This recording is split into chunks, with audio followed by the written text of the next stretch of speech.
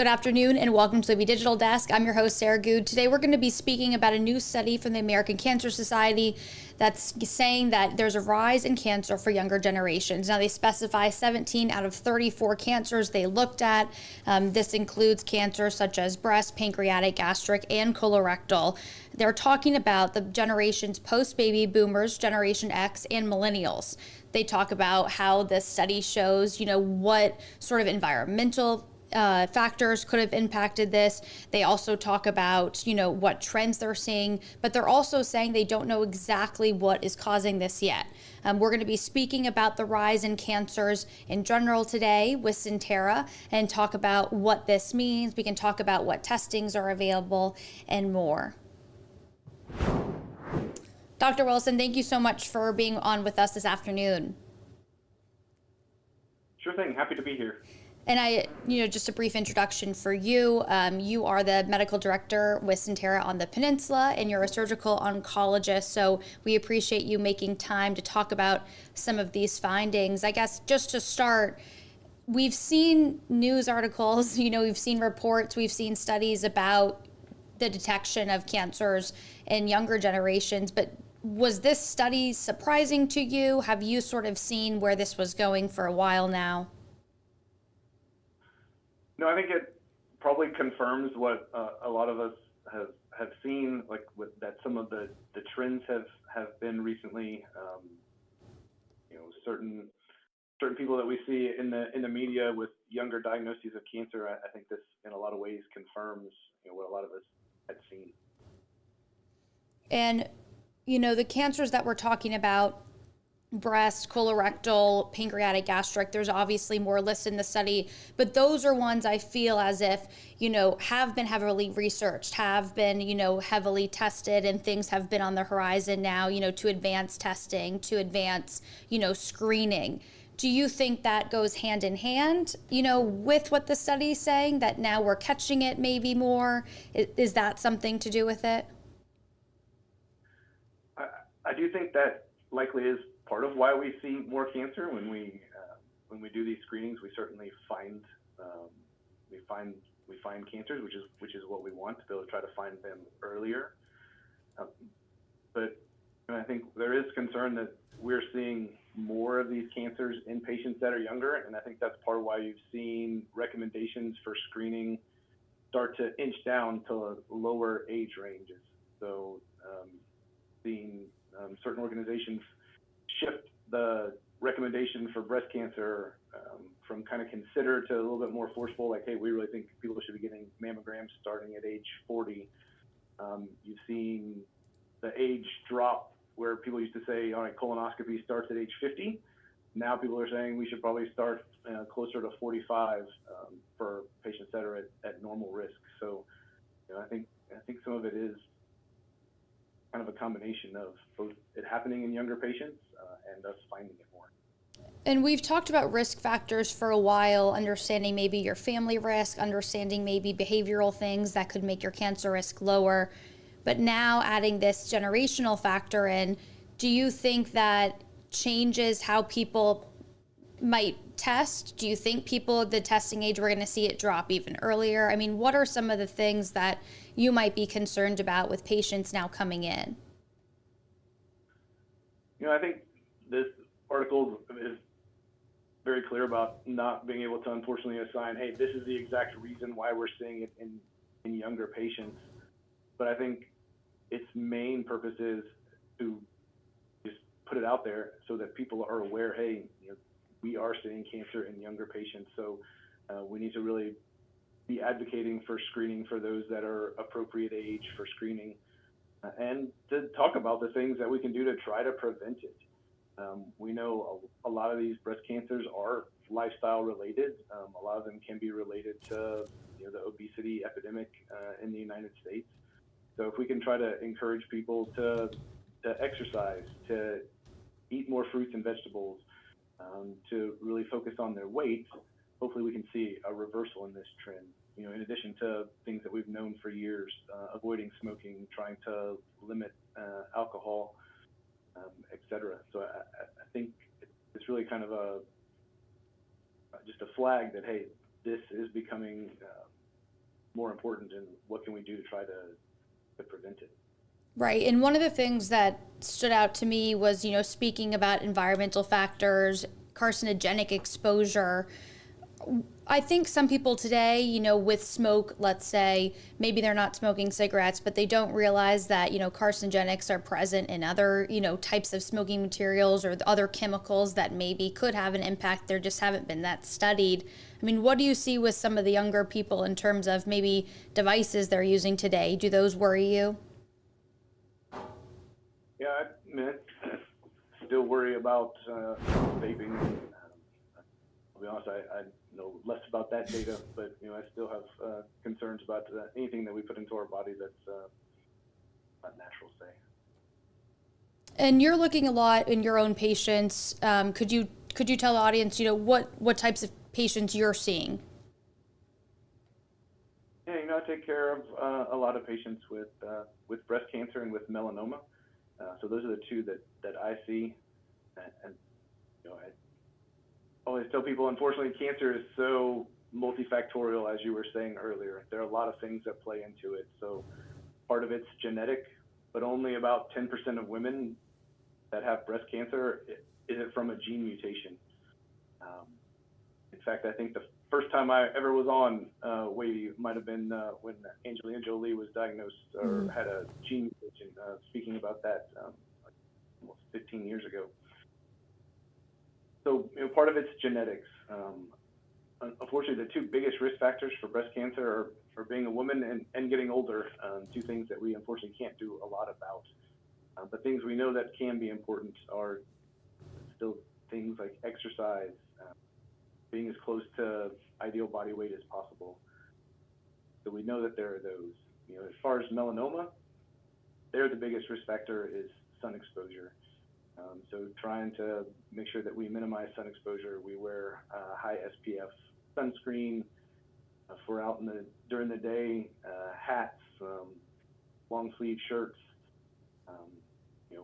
We live in a great place to try to be outside. And so doing what we can to try to minimize that sun exposure with sunscreen, hats, shirts, etc., I think is really important. And while this study might seem alarming, if you're just catching the title, you're just catching maybe the summary, what can you tell people in regards to maybe earlier screening or earlier treatments for breast cancer or skin cancer that can leave people feeling hopeful? Yeah, we have more options for screening than we ever have, and so I think having that conversation with your primary care provider about what the best screening for you is. For breast cancer, we have mammograms. People often are reluctant to get colonoscopies for obvious reasons, but there are more options than there used to be. There are certain stool tests that can be done. The FDA recently approved a blood test that may be an option for some people, but it's really kind of figuring out based on your family history, what your goals are, what the most appropriate screening test is for any individual cancer, any individual patient. Right. And those prevention modes that you can do, whether that's your skin check, whether that's maybe routine blood work, whatever, maybe a self-exam, how important are those steps, before maybe they get to your office, right? Just in terms of their regular doctor's appointments and regular daily, activities or chores. Yeah, I guess I think about, the goal of screening or any of these tests is really to try to find the cancer as early as possible. So that way the treatments hopefully can be less. If we can find breast cancer small enough, hopefully it will just require maybe surgery and radiation, and maybe not require chemotherapy. It often depends on the cancer itself, so a lot goes into that. But we know that the earlier we find cancers, hopefully the better the outcomes will be, and hopefully less treatment may be required. And we've seen new testing, and I've spoken with, other oncologists about 3D mammograms, about other testing that can be done that now might even be more routine than it once was. Do you feel hopeful about where that technology is going and catching, especially given different, breast tissues and what else is out there? Yes, for sure. We're always evaluating, what's going to be the best technology to do two things. We want to make sure we find cancers. We want to make sure but we also want to make sure we don't find a bunch of things that lead to additional biopsies that maybe weren't necessary. And so I think 3D mammography has been very good at doing that. And there are certainly other technologies that are out there that we're always looking at to try to see if we can't improve our screening for patients. And you talked about, some of the things you can do, and we're seeing some of it on screen in terms of exercise and health. There were certain cancers in the study that talk about being obesity related. And I think, I don't know the stats, honestly, in terms of, baby boomers to Gen X and millennials about, what else is out there. I think there's a lot of, different ways to try to help people get healthy now. However, the obesity rates, we have seen them increase. Is that something that you talk to about your patients, just in terms of trying to stay as healthy as possible for people down the line, to be prohibitive against cancer, making sure that you're having, healthy maybe weight or having healthy diet? So yes, I think it is important to talk about lifestyle modifications. We know that patients that gain weight during breast cancer treatment tend to have worse outcomes. And so it is important to talk about, in addition to just the treatment of cancer, to really kind of think about, the lifestyle part of it as well. It's all important and all plays a role. And in the study, one more thing I want to point to is it did talk about how mortality rates had also increased in certain cancers. So not only the prevalence of it, but also possibly, mortality rates, I think it was 1990 to about 2019, in death rates. So does that something that worries you, that we're seeing not only the increase, but also potentially many more people dying from these cancers?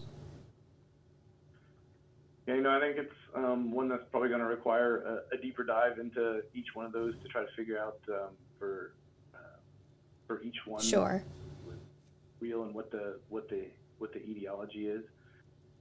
We have more options to treat cancer than we ever have. So I think that's a really important thing to take away. Yeah, it seems like this study is really a jumping off point for a lot of other studies to sort of come about, and maybe tailoring research, I guess you'd hope, to some of the findings.